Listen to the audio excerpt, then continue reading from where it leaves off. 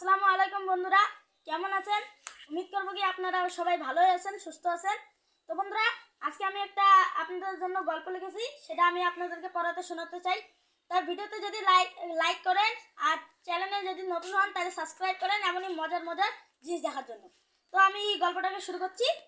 গল্পটার নাম হলো গাইস হলো মোবাইল দেখা নিষেধ। তো এটা আমার নিজের ভাই লিখেছে। তো যদি পছন্দ হয় লাইক করবেন। আমি পড়াটা স্টার্ট করছি। একটি গ্রামে 5টি ভাই ছিল। সেই গ্রামটির নাম ছিল খাটামারি। সেই গ্রামে বালাবাড়িতে 5টি ভাই ছিল। তাদের নাম ছিল সাইল, শোয়েব, সাকিব, শাহজান, সাইদ। গাইস, সব থেকে বড় ভাইটার নাম হলো সাইদ, তারপরের ভাইটার নাম হলো সাইল, তারপরের ভাইটার নাম হলো শাহজান, তারপরের ভাইটার নাম হলো শোয়েব, আর তারপরের ভাইটার নাম হলো সাকিব। তো সাকিব ছিল সব থেকে ছোট।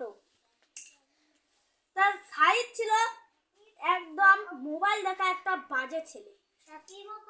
তো বন্ধুরা, এবং সে একবার এতই মোবাইল দেখে ফেলে যে তার চোখ দুটো যে আছে তাদের খারাপ হয়ে যায় এবং তাকে জল হসপিটালে নিয়ে গিয়ে এডমিট করায়।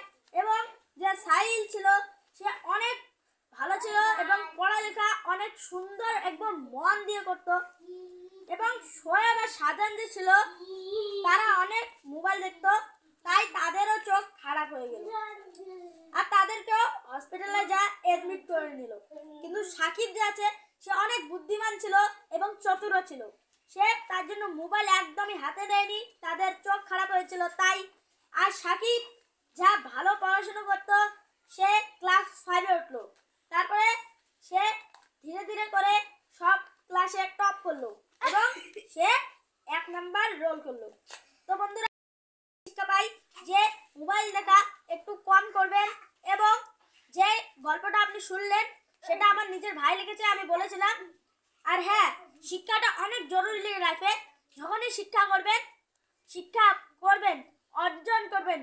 গাইস, বিদ্যালয় তার জন্যই হয়েছে যে শিক্ষাটা সেখানে গিয়ে অর্জন করবেন। তো গাইস